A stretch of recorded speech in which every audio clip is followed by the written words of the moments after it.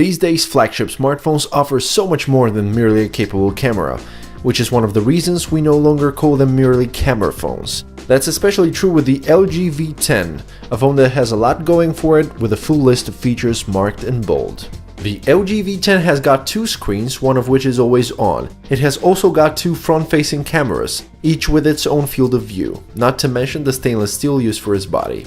As the list is getting longer, it's only understandable that you may have missed the fact that one of the LG V10 best features is its 16-megapixel camera. When we stumble upon a camera that holds such promise, we are always eager to put it through its paces so we can see what it's all about. A 16-megapixel camera may not sound like much, but add a large sensor, optical image stabilization, a super bright f1.8 aperture, laser autofocus, and a color spectrum sensor, and you get one superb package that demands attention. The camera is just as powerful on the software side too. Full manual control of photos isn't really anything new, but manual video control, now that's something. Photography buffs will appreciate the fact they get not only the regular white balance, ISO, and shutter speed adjustments, but also a live histogram and an exposure meter and the ability to shoot in RAW. Manual mode for video builds on top of those with a choice of frame rates, the option to fine-tune the sound recording levels, and even adjust the video bitrate. While operating the camera, the secondary display allows some extra real estate for the various mode switches, turning this exotic hardware peculiarity into a truly useful tool. When it comes to image quality, we're actually quite excited by the V10 camera results. There's plenty of detail in all the scenes we captured. The processing looks great and strikes a fine balance between noise reduction, sharpening, and preserving fine textures. There is actually some visible noise in the photos, but it's nothing to worry about. Dynamic range is very good, though not exactly stellar. The camera will tend to sacrifice a bit of highlight detail to keep the shadows well exposed. Turning to HDR mode can help with dynamic range, but unfortunately some over-sharpening comes into play. The color spectrum sensor helps the V10 score a proper white balance in tricky light conditions. A good thing perhaps, colors remain close to real life, as the V10 doesn't saturate them quite as much as the competition. The optical stabilization helps quite a bit in low light. We were able to snap handheld photos in dusk and in darkness. In auto mode, the phone readily lowered the shutter speed to keep the ISO as low as possible, while relying on its OIS to steady the camera. In manual mode, you can increase the ISO to gain a higher shutter speed, though image quality quickly deteriorates as we push the ISO up. As expected, low-light images are perhaps not as good as the daytime ones, but unless we viewed them at pixel level, we were always happy with the results. It is exactly in low light that the newly introduced rare curtain stink flash mode can be used to capture low light shots where the main subject is frozen by the flash, but the dark background is nicely exposed and any motion nicely blurred. The LG V10 is easily capable of capturing 4K video, but we've seen that elsewhere. It is the phone's powerful video controls that make it unique with several features we haven't seen elsewhere. First off, there is control over the mic recording level, which you can adjust so that the main sound source in your video recording doesn't come off too loud or too quiet.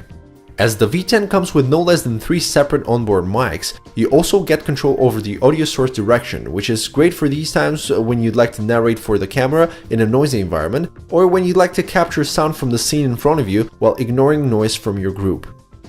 In 1080p video mode, you get some extra digital stabilization on top of OIS to make the videos even smoother, though that comes at the expense of a slight decrease in the field of view. The trade-off, however, is well worth it, as these videos come out much smoother.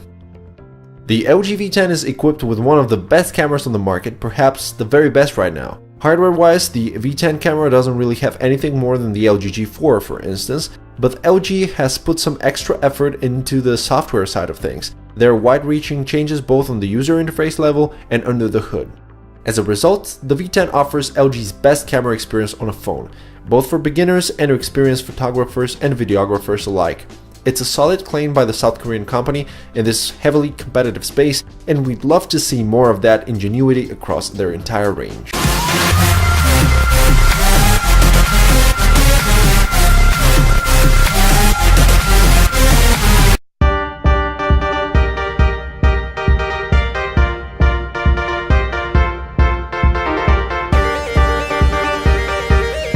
As a professional photographer and Android user, I want to comment mostly on the camera. And can I just say, I'm really happy we're finally at a place where flagship Android phones offer some of the best image quality out there. So the Nexus 6P offers a 12.3 megapixel camera with an f2 lens and laser assisted autofocus. There is no optical stabilization like we have from some of the other flagship Android devices and the iPhone 6s Plus. Google says this lack of OIS is offset by their larger pixels, allowing for better low light gathering. The quick high ISO comparison I did between the Nexus 6P, iPhone 6s Plus, and the LG V10 does show the Nexus is a clear winner at the high ISOs.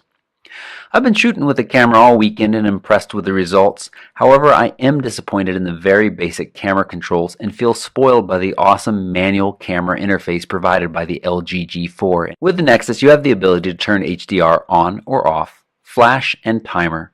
If you want greater control, you're going to need to install a manual camera app. You do have photosphere, panorama, and the gimmicky lens blur options. Swipe across the screen in photo mode, that moves you to video mode. You've got 120 frames per second and 240 frames per second for serious slow-mo, and the camera is capable of 4K video. Electronic stabilization of video is an option. With regards to that high ISO test, in some real-world situations, the optical image stabilization offered in the other phones is going to give those devices an advantage, but overall I'm really happy with the results from the Nexus 6P. Just less so with the incredibly simple way you capture them. I'm going to be back with more sample videos, and you can see full resolution photos on my site, photorec.tv, linked below. With the outdoor shots, many of the Nexus 6P photos are more true to life than the LG V10, which often have a greenish cast when you compare the two. In the LG V10's defense, I often shoot manual and make quick adjustments to the white balance and exposure compensation, which does give me exactly the look I want. That's not something that's possible with the Nexus 6P without installing another app. Not camera related, but I want to mention the fingerprint sensor in this phone is excellent, and I love the back center placement for the sensor. It's a natural location for my finger. When I pick up and hold the phone, it reads my print quickly every time. Overall, this does feel like a solid step forward for the Nexus line, and anyone wanting excellent image quality would be very happy with this phone. However, the photographers that like a little bit more control, or those that plan to shoot often, should consider something like the LG G4 or LG V10, both offering that micro SD card slot for loads more room. That's missing on the Nexus 6P. They also offer replaceable batteries, and of course that excellent manual control comes default.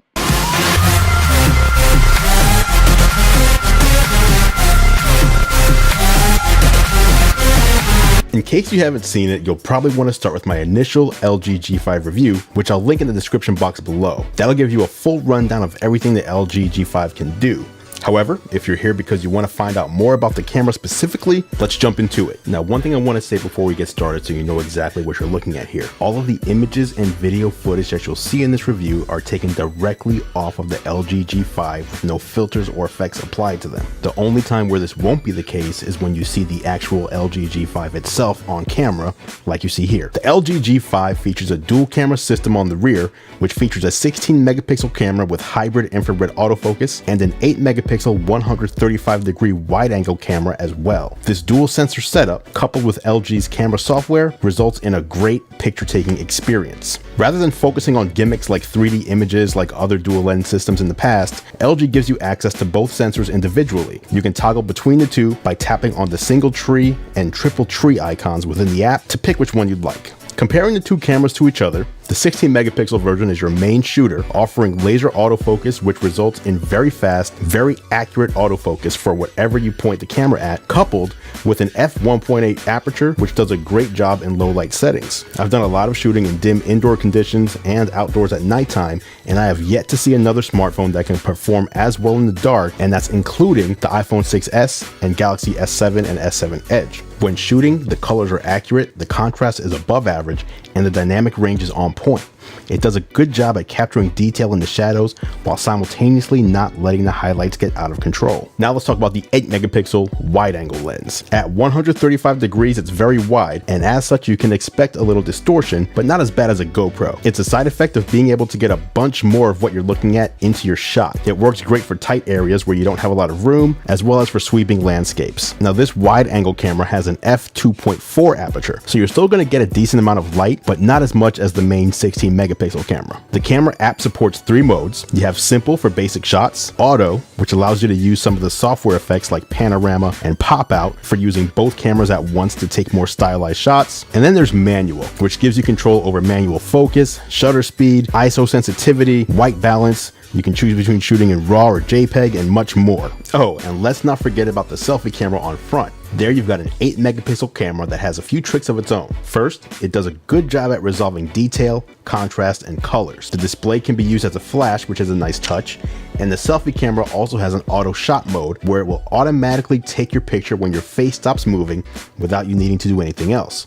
Just smile and the phone takes the picture for you. As far as video goes, the LG G5 shoots at a maximum 4K at 30 frames per second and 720p at 120 frames per second for slow motion. When shooting in 4K, you get a 48 megabit per second bit rate, which means you get nice, smooth footage with little noise and lots of detail. Even better, everything as far as white balance, contrast, and dynamic range shine here just as well as they do on the still photos taken with the G5. When shooting video, optical image stabilization works nicely and does a decent job of eliminating camera shake, but the digital stabilization ended up producing more consistent results to my eyes. It truly does feel like a pro camera app. The overall quality on the camera system on the LG G5 is true flagship quality. It lives up to the name, so much so that I'd say that if the camera is of utmost importance to you and you're looking for a new Android smartphone to pick up, then the LG G5 should be at the top of your list for phones to consider.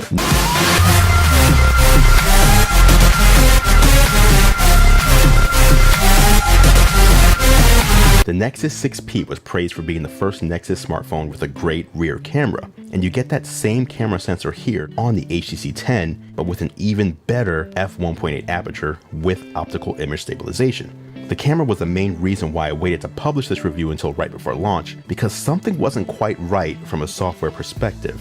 The phone was slow at launching the camera and slow at actually taking the picture.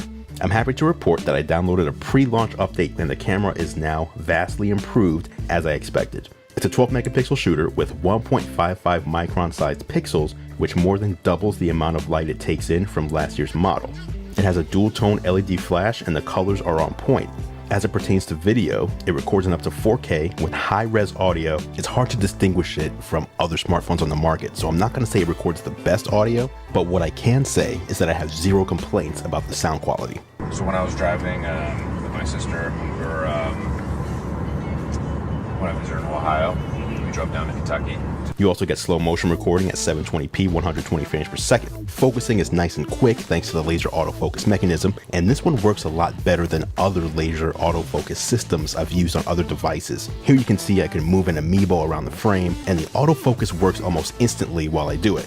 Additional camera modes include Auto HDR, Panorama, Pro Mode with manual control and 12-bit RAW format support, hyperlapse, video pick, and continuous shooting at 8 frames per second. One of my favorite things about the camera is that the colors aren't oversaturated in your photos like you might find on something like the Samsung Galaxy S7 line. Colors may appear muted at first glance if you're used to that look, but they're much more true to life. Adding to the unique camera setup, on front you've got a 5 megapixel wide angle camera with 1.34 micron sized pixels, and this one also sports optical image stabilization. That's a first for any smartphone. It also matches the rear camera at f1.8 aperture, and this one records in 1080p. It has an auto selfie mode that will take the picture when you're smiling, and there's even voice command as well. Here's what it looks like when shooting video with the front camera. Right now I'm inside a grocery store doing a little shopping, so I'm indoors with, what do you call this, fluorescent light. You can see how this looks. Low light shooting really surprised me. The cameras capture a lot of light, and you'll see what I mean with the selfie camera. And here is the selfie camera in low light. The sun has actually gone down. This is crazy that it's that bright, but I'm walking so you can see the optical image stabilization doing its thing. And again, it's dark out here. quick launch for the camera is a little weird. You have to use a double swipe on the display to launch it, but I found it to be super inconsistent. You need to get the timing just right, and it's just not natural. I wish that I could use the long press on one of the volume buttons instead to bring up the camera, so I rarely use this feature. To me, it's kind of useless. Now I want to know what you guys think. Hit the like button if you enjoyed this video and leave a comment below with your thoughts. Let me know what your favorite smartphone camera to date is and what you think about the camera on your current device. Do me a favor and hit that subscribe button as well if you're new here to find out when we publish new videos, reviews, unboxings, and gadget giveaways. We launch new giveaways a couple times a month, and you can see what's up for grabs right now in our gadget giveaways playlist.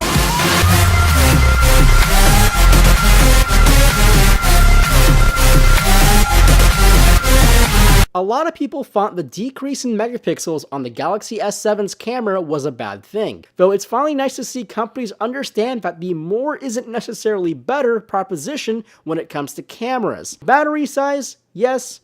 Camera, no. But how good is the new 12 megapixel camera on the S7? Is it any better than that awesome 16 megapixel camera on the S6 and Note 5? Well, let's find out. The new sensor behind the lens is a 12 megapixel 1/2.6 inch sensor. The pixel size is roughly 1.4 microns, which is about 30% larger than the pixel size found on the S6. What that means is the pixels will accept more light, which should be very helpful in low light conditions. Also, we still have optical image stabilization, and for the first time ever on a Galaxy device, active autofocus from a technology called dual pixel autofocus. Every single pixel on that sensor is a focusing pixel, and while it doesn't mean each pixel will function as that, they all have that capability to track objects in a shot. When all of that is pieced together, what you get is the S7 camera, and it performs nearly flawlessly. The photos the S7 can take are pretty much unbelievable. In broad daylight, the camera performs really well. Perhaps a bit too much saturation, but dynamic range is on point. You can really gather a lot of detail in the shadows in just about all the photos you take, and impressively, the camera is really good in full auto mode with dynamic range. Detail is also very good. The sensor is big enough and there is enough resolution to see some crazy detail even off in the distance. Now, when the light gets sparse, you'd think the larger pixels will kick in and you should have amazing low light. But the honest truth is, it's not that great. You can definitely make it work in manual mode, but in low light, the image isn't exactly fantastic. A bit of noise, some artifacts here and there, and autofocus is considerably slower and less precise. Now, one thing you can do is decrease the shutter speed, which the built-in OIS should help with reasonable shutter speeds, kind of like 1/25th of a second or 1/15th of a second. Anything slower than that will require some doctored steady hands or a tripod. Now over to 4K UHD video. 4K video still lacks true OIS in the video, and it does have that robotic, strange digital stabilization that phones have been implementing over the past few years. It's as robotic as you remember, and the quality when compared to the S6 or Note 5 looks pretty much identical and still stunning. I honestly believe Samsung has probably the best mobile 4K option in any cell phone. Now, taking a step away from the images themselves, let's talk about the camera application. The camera app itself hasn't really changed since the S6 or Note 5. Some things have been reorganized and made it to look a little bit better, but it's still a mess in my opinion. Some of the order kind of makes sense at times, but sometimes you might run into things that just seem really out of place.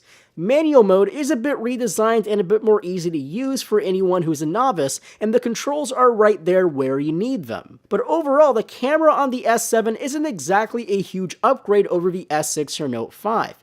I think the image quality is fairly similar, and while low light is improved, it's definitely not a low light killer. It still has its noise in the image, just like the S6 did. So if the camera is the sole reason why you are thinking of upgrading to the S7, then let me be the one to tell you it's not worth it.